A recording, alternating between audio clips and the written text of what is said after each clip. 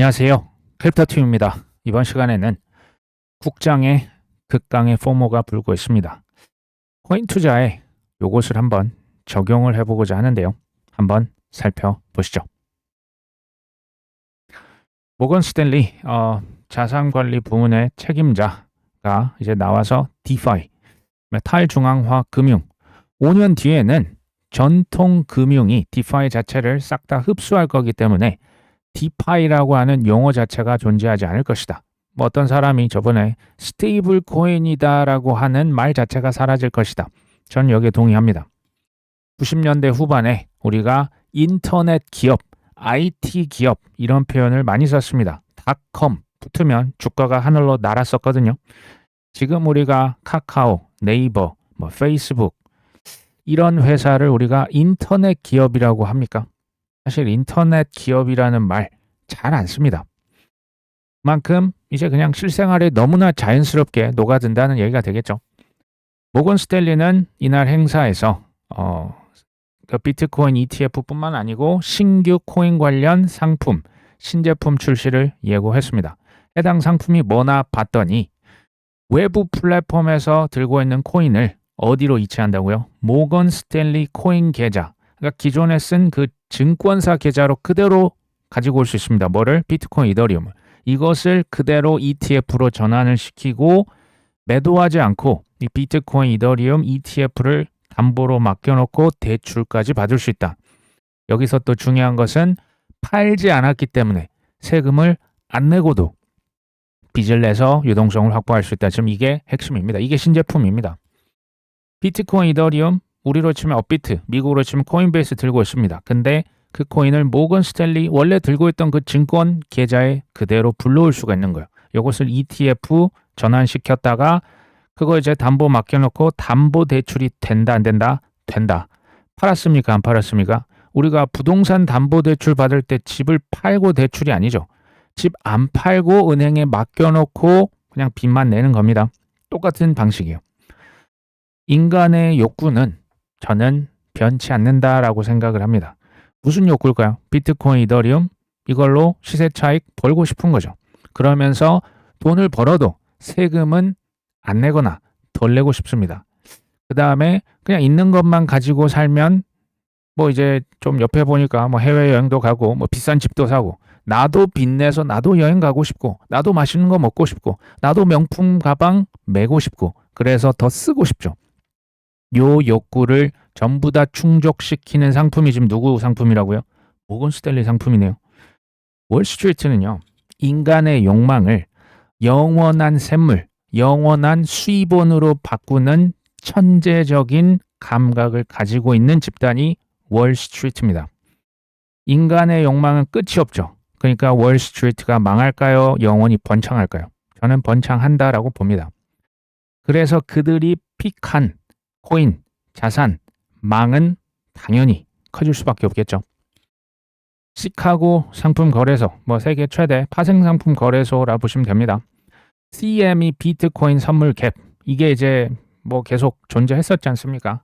금요일 비트코인의 종가와 월요일 아침 시가 사이에 주말에는 CME 같은 사실 거래소는 원래 쉬었지 않습니까? 근데 이게 24시간 선물을 이제 도입을 할 수 있어서 거래할 수 있기 때문에 이 갭이 사라질 것이다.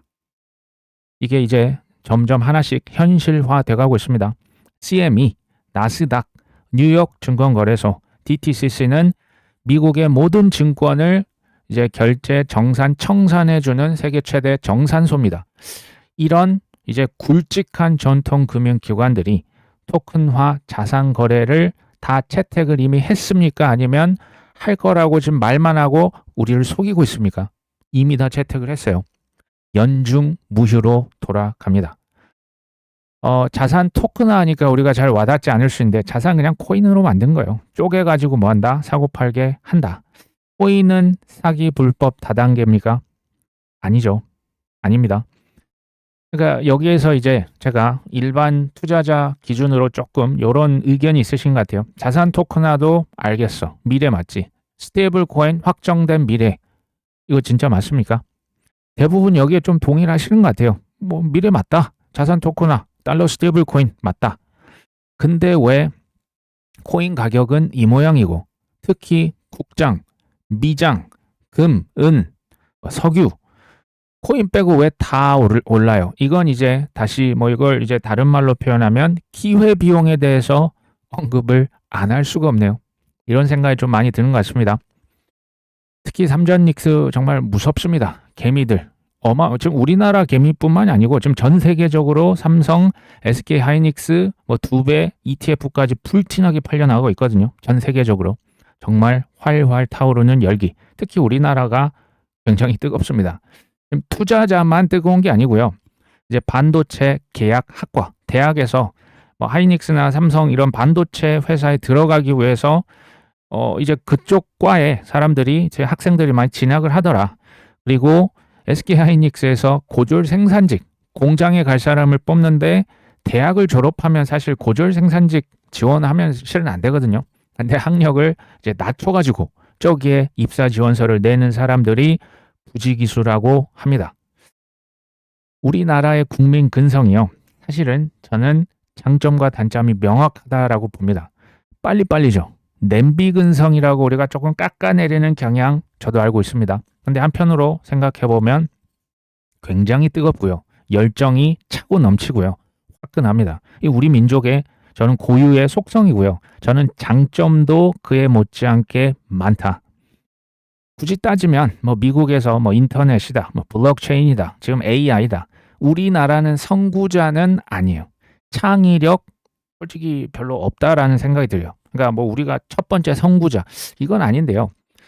그러니까 패스트 어댑터가 되는 거죠. 적응하는 능력이 굉장히 빠르고요. 뭐 인터넷이다, 뭐 AI다. 우리가 첫 번째 발명자는 아니지만 응용하는 능력 그리고 어떤 큰 위기가 닥쳤을 때 대처하는 능력은 저는 세계 탑이라고 생각합니다. 이거 이제 왜 얘기를 드리냐? 투자 저는 뭐 이제 국내 주식을 지금 많이 하진 않지만 우리나라의 국민성에 맞는 그런 종목이 전 있다라고 봐요. 기다렸다가 지금 이제 팡팡 터지고 있는 거. 특히 우리나라는 제조 강국입니다. 자동차, 조선. 뭐 조선업도 거의 뭐 10년 이상의 엄청난 침체기가 있었지 않습니까? 전문가들이 다 조선은 망할 것이다. 왜? 뭐 중국, 뭐 가격 덤핑 치고 이러니까 우리나라 경쟁력 다 잃을 것이다라고 했지만 이런 날이 오게 될 줄 우리가 사실 이게 좀 쉽진 않았겠지만 방산, 또 K연예사업, 그 엔터테인먼트 이쪽은 우리나라 국민성에 맞다. 바로바로 납기일, 뭐 건설업도 물론 여기 포함이 될 수 있을 것 같아요.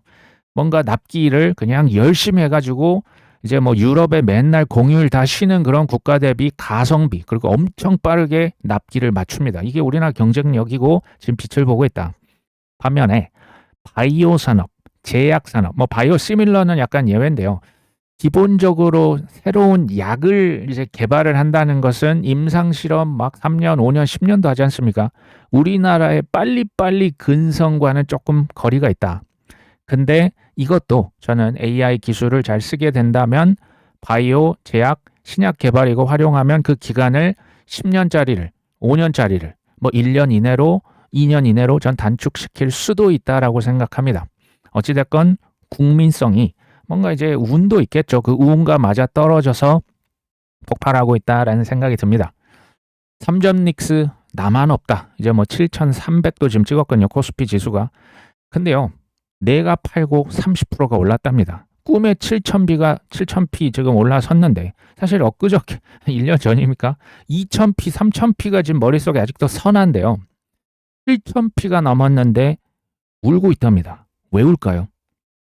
여기 지금 나와 있지만 너무 일찍 팔았기 때문에 처음부터 그냥 몰랐던 사람에 비해서 더 격한 포모를 느끼는 게 아닌가라는 생각이 들죠. 저는요. 내가 직접 다 경험을 해서 배우는 것 당연히 좋습니다. 근데 내 경험치라고 하는 게 당연히 한계가 있겠죠. 남의 경험을 통해서 배우는 것 쉽게 말하면 간접 경험이 될 수가 있는데요. 뭐 그게 책일 수도 있고 유튜브일 수도 있고 그냥 주변의 지인일 수도 있습니다. 저는 남의 경험을 통해서 배우는 게 가장 가성비가 좋은 교훈이고 가르침이라는 생각이 듭니다. 코인이요. 극도의 포모로 저는 이제 올 하반기 이 삼전 닉스 뚫고 저는 갈 수 있다라고 사실은 저는 확신을 해요. 그러니까 저는 머릿속에 시뮬레이션을 지금 뭐 그런 걸 뭐 생각하세요라고 하지만 저는 이게 이제 믿음이 워낙 강력하면 그 진짜 그 미래가 내 눈앞에 닥쳤을 때 뭔가 시나리오 그 뭐랄까요? 그 FM 매뉴얼이 필드 매뉴얼이 제 앞에 있어야 되거든요. 저는 이렇게 생각해 보는 거예요. 코인이 지금 코스피처럼 이렇게 올라간다. 삼전닉스처럼 막 정말 난리가 아니다. 그러면 이제 분할 매도 쉽게 말하면 내가 꼭지를 못 맞출 거기 때문에 코인을 5번에 걸쳐서 20%씩 한 번씩 이거 좀 너무 심한 거 아니야? 그럴 때마다 한 번씩 덜어내는 거죠. 1차에 20%. 좀 기다렸는데 너무 많이 올랐다. 2차에 20%. 3차에 20%. 이렇게 한 5번 정도 나누면 어떨까 하는 지금 생각을 가지고 있습니다. 5차 분할 매도. 그러면 5차 다 팔았는데도 더 올라버리면 어떡하냐? 그거는 어쩔 수 없는 거죠. 쉽게 들리는데요. 장담컨대 이거 절대 쉽지 않을 겁니다. 지금 7,000p 넘었는데 삼전닉스 지금 팔라고? 이게 당연히 쉬운 거 아니죠. 지금 오히려 그 반대가 이제 뭐 우리의 그 욕망이 되지 않을까요? 왜냐하면 결제를 하면서 이 정도면 됐다면서 털어낸다라고 하는 것은 정말 쉽지 않을 겁니다. 예를 들면 지금 삼전닉스 내가 주식이 있는데 한 1차, 2차, 3차까지 매도하고 60%는 팔았는데 한 40% 그냥 더 가져가 보는 거죠. 왜? 여기서 더 오를 수 있으니까. 요런 느낌으로 저는 나중에 뭐 제가 얘기를 드리겠지만 뭐 그렇다고 해서 제가 정답이 아닐 수 있기 때문에 참고만 하시면 항상 좋을 것 같습니다. 이제 코스피가 7,000이 넘으니까 개미들이 곱버스를 그렇게 많이 샀답니다. 곱버스. 곱은 2배로 반대로 베팅한 겁니다. 마이너스에 베팅을 했는데 뚫고 올라가 버리니까 어마어마한 손실을 받겠죠. 저는요, 뭐 어쩌다가 큰 수익 그것을 부정하지 않아요. 운이 좋은 투자자 간혹가다 있습니다. 근데 그 어쩌다 한 번을 끝까지 수익을 유지할 수 있다. 저는 이게 실력자라 생각을 하거든요. 5년 후에도 그 이제 벌었던 돈을 그대로 유지할 수 있다. 더 불릴 수 있다. 그 사람은 실력자입니다. 근데 1년이 책이 가기가 무섭게 다 까먹거나 어디 이상한데 다 써서 뭐 아니면 또 뭐 투자를 계속하다 싹 다 날렸다. 그거는 실력자라고 하기는 어렵겠죠. 저는 이런 사람들, 투자를 어떤 사람들이 잘할 것이냐. 이건 제가 그냥 보고 든 생각인데요. 공감 능력이 떨어질수록 유리할 수도 있다라고 저는 생각해요. 포모가 뭡니까? 나 빼고 다 부자 됐네 이거 아닙니까? 이 공감 능력이 떨어지고 독불장군 이런 사람들이 뚝심 있게 5년, 6년, 7년, 8년 계속 사갈 수도 있다라고 저는 개인적으로 생각합니다. 근데 공감 능력이 이제 특히 우리나라가 이제 타국에 비해서 남의 뭐 하는지 관심이 많아요. 남이 뭘 입고 있나, 남의 애가 어디 대학 갔나, 남의 어디 그 자녀가 누구랑 결혼했나, 어디 취업했나. 이게 지금 이제 투자로 생각해 보면 아니 나 빼고 지금 다 국장 가가지고 200%, 300%, 500% 벌었다고 이게 지금의 포모 아닙니까? 저는 개인적으로 지금 AI 관련된 주식은 없습니다. 없는데요. 안 샀던 이유가 실은 제가 아는 척을 해서 그렇지 저는 전혀 모릅니다. 반도체 제가 이제 뭐 저는 이과가 아니거든요. 개발자 출신도 아니기 때문에 제가 잘 아는 영역이 아니었기 때문에 당연히 쳐다도 보지 않았던 거고 예나 지금이나 똑같습니다. 그래서 포모를 뭐 그렇게 느끼지는 않고 있거든요. 자극적이지 않습니까? 40만 전자, 230만 닉스. 이게 애널리스트가 이제 목표 가격을 한번 정했으면 목표 가격 그대로 가져가든지 근데 계속 슬금슬금 올려요. 어떤 애널리스트는 50만 전자, 300만 닉스를 외치고 있습니다. 그러면 뭐야? 여기서 2배를 더 간다고? 그러면 저는 이제 뭐 국장, 미장, 뭐 주식 관련된 뭐 이런 유튜브를 잘 보진 않거든요. 아마 이런 얘기 나오지 않을까요? 지금 사도 될까요? 지금 들어가도 될까요? 전 이 얘기가 올해 초에도 나왔겠죠. 전 지금도 나오고 있고 조금 더 나올 것 같습니다. 왜 제가 이걸 보냐? 이거는 주식만 나오는 게 아니고요. 부동산만 나오는 게 아니고 코인만 나오는 게 아닙니다. 왜? 인간의 본성은 예나 지금이나 앞으로나 편치 않을 겁니다. 왜? 남들이 사서 큰 돈을 벌었다?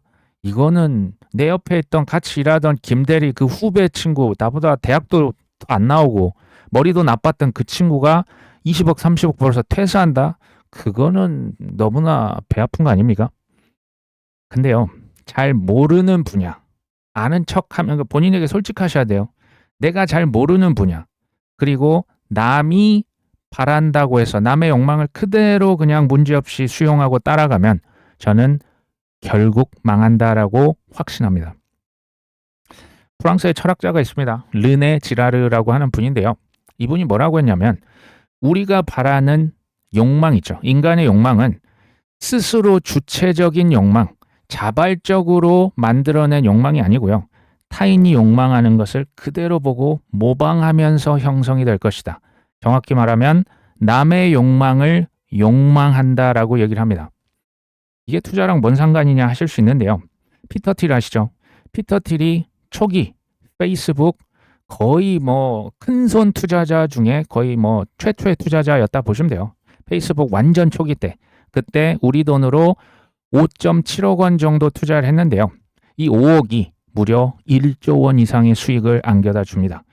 피터 틸이 왜 여기에 투자를 했나? 제가 조금 이제 봤더니 페이스북이 아시죠? 그 메타의 창업자 그 마크 저커버그가 저기 하버드 그 기숙사에 살았습니다. 하버드 이제 생들이 이제 자체 그 대학생들의 네트워크 SNS 그냥 뭐 우리로 치면 카카오톡 서로 주고받고 이런 동네 약간 대학생들끼리의 커뮤니티였어요. 근데 하버드 아닙니까? 하버드 대학생들이 뭐를 서로 얘는 뭐를 원하는 거야? 얘는 뭘 그렇게 자랑해? 얘는 지금 어떤 데 살아? 부모님 뭐 돈이 얼마나 많아? 뭐 무슨 차 타고 다녀? 이런 게 관심이 많았던 거예요. 이게 인스타그램도 마찬가지고 지금 SNS 엄청나게 커졌죠. 피터 틸은 이 냄새를 맡았던 거예요.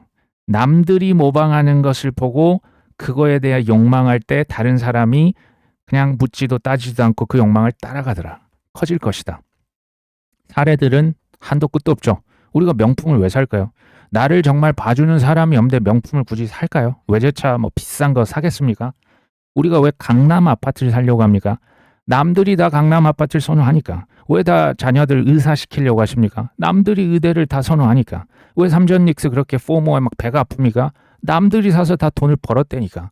사촌이 땅을 사면 배가 아프다고요? 왜 그럴까요? 사촌이 땅을 사서 큰 부자가 됐으니까. 그런 거 아닙니까? 문제는요. 이 똑같은 대상을 수많은 사람들이 욕망을 하다 보면 당연히 치열한 경쟁이 발생할 겁니다. 그러면 누구는 그것을 얻지만 누구는 강남 아파트 입성했지만 대다수는 실패하겠죠. 그러면서 혐오, 시기, 질투, 세대 아니면 지역, 부, 사회적인 갈등이 커집니다. 이 철학자가 얘기했던 내용입니다. 이것을요. 포모를 역이용 투자를 해보는 건 어떻겠냐라고 저는 생각을 해보는 거예요. 피터 틸이 그렇게 해서 큰 성공을 거뒀지 않습니까? 그러면 쉽게 얘기하면 남들이 포모를 느끼지 않을 때 한참 전에 꾸준하게 심지어 많이 잔뜩 사놨다가 언젠가 삼전닉스, 현대자동차, 뭐 우리나라 지금 조선주 뭐 좀 뛰고 있는 주식들 있지 않습니까? 그런 것처럼 엄청난 광풍과 포모, 욕망이 욕망을 탈고 활활 타오르는 이제 그 활화산이 됐을 때 그때 분할로 쓱쓱 팔고 나가면 좋겠다. 주식시장은 좋은데 비트코인 절대 안 팔아라고 했던 비트코인 82만 개를 모았던 그 남자 마이클 세일러 얘기하는 겁니다. 비트코인을 팔 수도 있다. 얘기 아마 들어보셨을 것 같아요. 배당금 줄 때 필요할 수도 있는 거고 비트코인 뭐 팔 수도 있는 거 아니야? 이런 얘기를 했습니다. 비트코인 가격이 뭐 사실 많이 떨어졌죠. 1분기 큰 미실현 손실을 기록했습니다. 그리고 비투하고 있지 않습니까? 빚에 대한 이자 부담 있겠죠. 그러면 팔 수도 있다. 이거 어떻게 생각하십니까? 팔까요? 스트래터지 비트코인 팔까요? 아니면 이거 그냥 떠보는 걸까요? 저는 팔 수 있다라고 생각합니다. 지금 당장은 아닐 수 있습니다. 세일러라고 하는 사람이 지금 개인이 뭐 스트래터지라고 하는 그 회사 사실 뭐 그렇게 큰 회사가 아니었거든요. 일반 이런 개인이 살 수 있는 비트코인 물량 81만 개는 이건 불가능해요. 뒤에 누가 있다? 주주들이 있죠. 그 대기업들 뭐 뱅가드, 뭐 블랙락, 피델리티, 뭐 모건 스탠리 굉장합니다. 뒷단에서 뭐 빚을 뭐 아무나 돈 빌려줍니까? 든든한 물주들이 있었던 거죠. 단 이런 건 있습니다. 한 어떤 그 주체가 너무나 많은 비트코인 예를 들어 2100만 개인데 그 사람이 뭐 1,000만 개, 2,000만 개 들고 있으면 그거 살까요? 그거 누가 사겠습니까? 그건 이제 너무나 그 한 주체가 너무 많은 그걸 다 가져가면 그걸 저라도 안 살 것 같아요. 그러니까 투자를 기피할 수 있어요. 그러니까 그 정도까지 많이 보유하진 않는 거예요. 단 어느 정도까지 보유를 할까요? 가격을 들고 쥐락펴락하고 세상에 언론 기사를 싹 던졌을 때 사람들이 공포에 부들부들 떨 수 있게끔 할 정도는 된다는 얘기예요. 이게 뭐냐? 총 유통량의 5%. 이 비트마인이 이더리움 유통량의 5% 가져가겠다 했던 거 기억하십니까? 똑같다고 보시면 돼요. 가격을 쥐락펴락 할 수 있는 수준까지 가져가는 거예요. 블랙락도 마찬가지입니다. 저는 그래서 지금 당장 파는 건 아니지만 이건 저는 이제 예고편으로 한번 슬쩍 그냥 내놨다. 나중에 팔 수 있을 겁니다. 그때 어마어마하게 떨어질 겁니다. 블랙락, 피델리티, JP 모건, 모건 스탠리 이런 월스트리트의 이제 큰 공룡 기관들은 이게 제가 계속 얘기를 드립니다. 시세 차익을 가져가기 위해서 지금 코인을 끌어안는 게 아니에요. 무엇을 위해서? 통제입니다. 컨트롤. 전 세계를 내 마음대로 들었다 놨다. 전 세계를 들었다 놨다 할 수 있다면 그깟 돈 몇 푼은 따라오지 않겠습니까? 그들의 논리를 그냥 얘기를 드린 겁니다. 큰손 스트래티지, 눈덩이가 손실이 엄청나다. 이거 이제 미실현 손실이 지난 1분기 18조 원이 넘었다. 뭐 비트코인 가격 떨어졌겠죠. 비트코인 절대 팔지 않을 것이다. 분명히 그랬잖아요. 근데 갑자기 왜 말을 쓱 바꿨을까요? 팔 수도 있지 뭐. 퐁레라고 이번에 이제 그 CEO예요. 대표가 지금 바뀌었죠. 비트코인 팔아서 미국 달러 살 수도 있고 미국 채권 살 수도 있다. 마이클 세일러는 부동산 개발 회사, 디벨로퍼 비유를 한 거죠. 더 많은 토지를 살려고 이익난 토지는 좀 팔 수도 있는 거 아니냐. 이거 갑자기 이렇게 말 바꿔도 되는 겁니까? 저는 계속 얘기를 드리죠. 인간의 속성은 어지간해서는 변치 않을 것이다. 우리를 계속 속였죠. 코인은 사기다, 다단계다, 불법이다. 근데 공부했더니 야 이거 혁신이네, 혁명이네, 비트코인이 장난 아니네. 누구 얘기였습니까? 블랙락, 트럼프 대통령, JP 모건 제이미 다이먼 회장 말 바꿨죠. 기억하시죠? 권도영 비트코인 본위제 추진해서 했었다가 어떻게 됐습니까? FTX 샘뱅크만 거래소 어떻게 됐습니까? 파산했죠. 니들 봤지 그거. 코인 하면 니들 어떻게 돼? 도박이야, 사기야, 감옥 가는 거야, 끝나는 거야, 인생 망하는 거야. 22년도에 철저하게 우리 뇌리 속에 박아놨죠. 지금 어떻습니까? 월가에서 장사 준비 완료. 뭐 접수 시장 장악 뭐 지금 뭐 다 들어왔잖아요. 전 세계 지금 뭐 하고 있습니까? 뭐 지금 뭐 싸우고 있긴 하지만 법을 만들고 있어요. 미국만 만듭니까? 일본만 만듭니까? 한국만? 유럽만? 아니면 뭐 저 싱가포르만? 다 만들고 있어요. 뭐를? 코인 입법을. 그러니까 속도는 다 다른 겁니다. 연중무휴 지금 뭐 합니까? 코인판을 만들었죠. 이제 결제는 뭡니까? 디지털 달러로 만들어 놨지 않습니까? 그렇죠? 투자는요. 남이 못 본 것을 먼저 볼 수 있으셔야만 합니다. 이거 못하면 포모의 가치 그냥 뭐 불장에 뛰어드는 거예요. 당연히 통찰력이 필요한 거고요. 여기에 상상력 한 스푼이 들어가는 거예요. 왜? 남들은 못 봤으니까. 이제 뭐 남이 못 봤다. 그러니까 뭐 제 주장도 그렇고 어떤 유튜버가 어떤 인플루언서 뭐라 하던데 근데 찾아보니까 뭐 나오지도 않던데 AI는 다른 얘기 하던데 분명히 그러실 수 있거든요. 이게요. 통찰력이라고 하는 것은 그러니까 여기에서 지식을 정말 엄청나게 쌓으시다 보면은 여기에서 자연스럽게 이제 머리에 상상력 그러니까 이게 가만히 있어도 그게 이제 그려지는 단계가 어느 순간 오시거든요. 그게 뭐냐면 사실은 추론이에요. 추론은 뭐 100% 확정입니까? 100% 확정이 아니에요. 그러면 100% 맞다 틀리다 틀릴 수 있는 거예요. 이해되십니까? 10개 중에서 2개, 3개 틀릴 수 있는 거예요. 근데 너무나 확신에 가득 차 있다면 그냥 과감하게 밀어붙이는 거예요. 이게 뭐라고요? 이게 성공 투자자의 머릿속에 있는 확신이자 투자의 방식이에요. 제가 그래서 성공 투자하는 사람은 외롭다라고 계속 얘기 드리는 거예요. 2%. 100명 중에 1명, 2명 빼놓고 다 그거 끝났다. 너 정신 차려라. 너 지금 왜 그러고 있냐. 이런 얘기 계속 하고 있잖아요. 1970년대급 석유 위기가 올 수 있다. 호르무즈 해협 봉쇄 장기화로 전략 비축료까지 동원이 되고 있죠. 현재 상황이 기존 공급 완충 능력을 넘어선 수준으로 악화가 됐다. 1970년대 오일 쇼크 있었죠. 그곳에 버금가는 글로벌 연료 부족 사태가 우려가 되고 있으며 아시아 지역이 가장 먼저 충격을 받고 있다. 여기서부터는 저의 상상력이라고 보시면 돼요. 이게 뭐 무조건 맞냐 틀리냐 자기 방식대로 소화를 하시면 좋겠습니다. 5월 14일, 15일 뭐 다음 주에 미중 정상회담 합니다. 시진핑 트럼프 대통령 중국에서 만납니다. 정상이 만나는데 치고받고 이제 가장 핵심 우국과 지금 치고받고 싸울 수 있습니까? 잠깐 휴전 해놓은 거예요.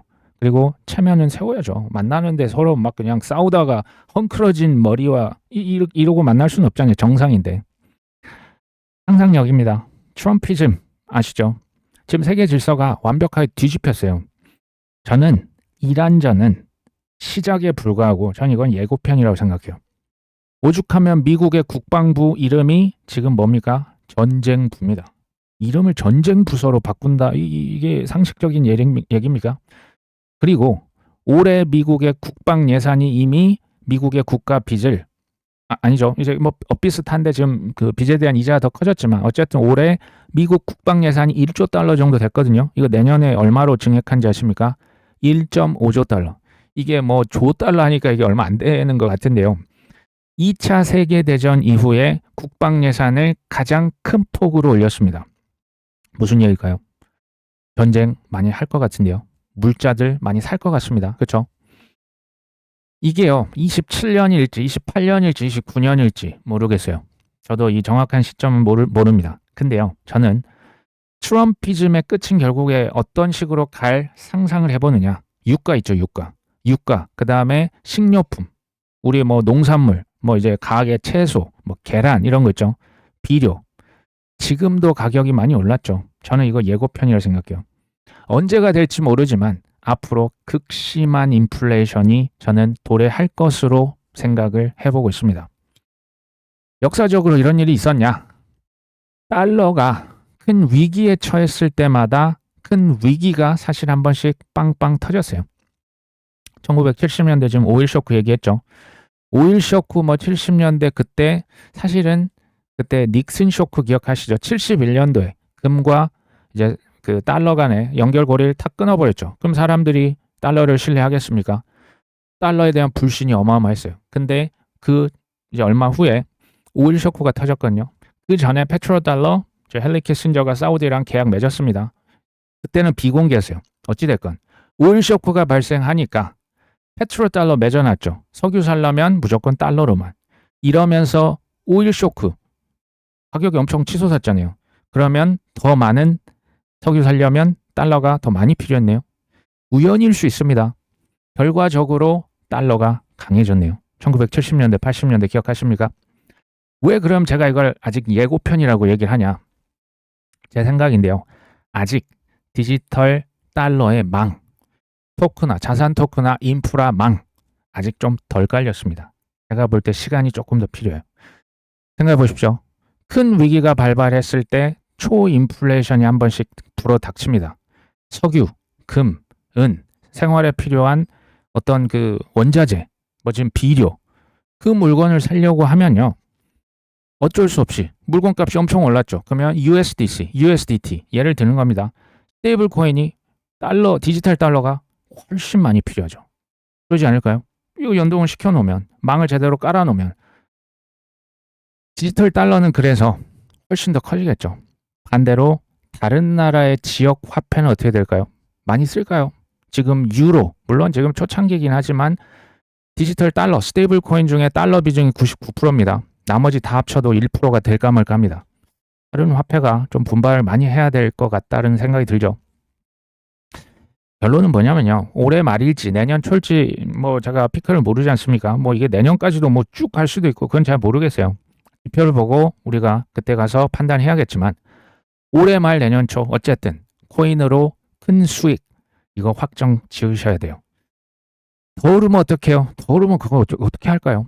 큰 수익이 그러니까 제 얘기는 뭐냐? 지금 이제 코스피 생각해 보시면 돼요. 지금은 이제 제가 만약에 지금 삼전 닉스 들고 있다면 지금 정신을 못 차리고 막 지금 빚을 내서 살 때가 아니고요. 여기 그 출구 쪽에 가가지고 그냥 같이 춤추고 있는 거예요. 그냥 파티장에 갔는데 언제든지 나는 빠져나갈 수 있게 저 깊은 곳에 있으면 힘들다라는 얘기예요. 그러면서 큰 수익 확정을 시키시고 곧 닥쳐올 수 있는 언제가 될지 모르는 흉년을 잘 대비하자라고 하는 얘기를 드려봅니다. 아랍에미리트가 디르함 스테이블 코인과 달러 스테이블 코인 환전 규제 체계를 구축했다.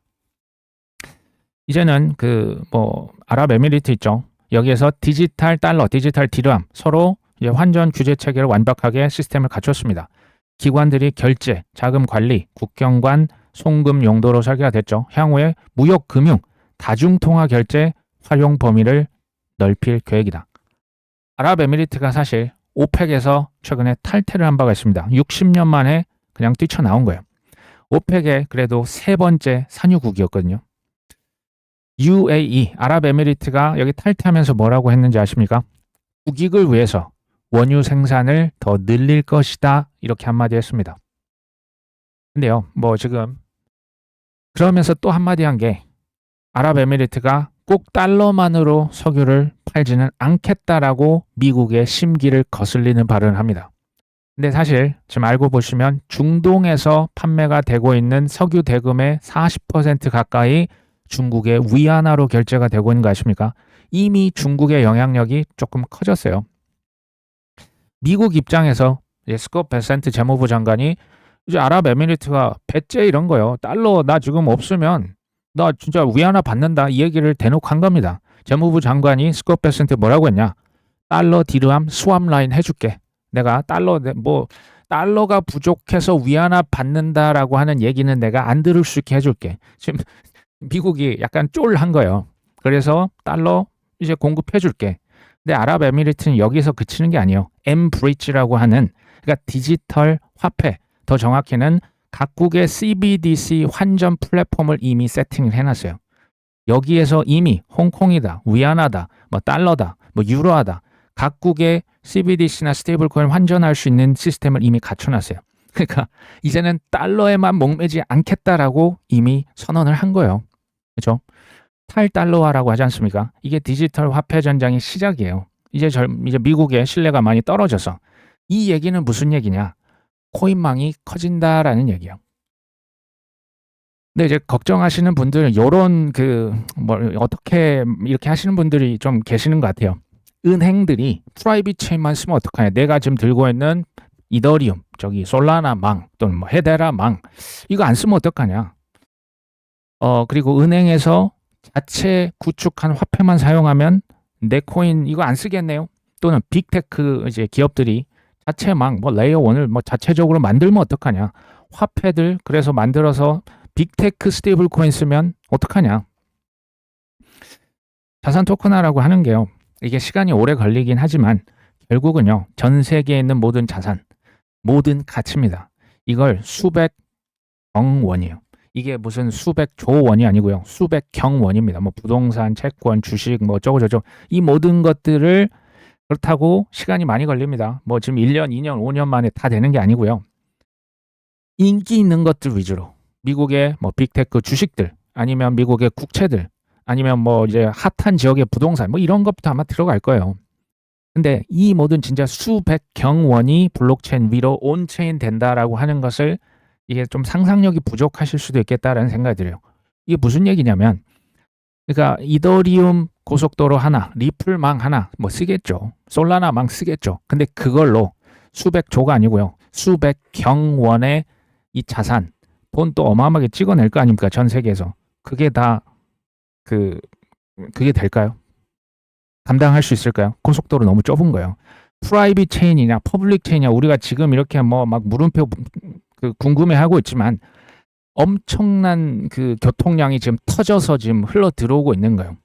CBDC를 쓸 것이냐, 스테이블 코인을 쓸 것이냐, 은행들이 발행한 예금 토큰을 쓸 것이냐, 자산화된 토큰이 더 많이 쓸 것이냐. 지금 단계에선 저는 의미가 없다고 보는 거예요. 다 공존을 할 겁니다. 이게 어마어마하게 커지겠죠.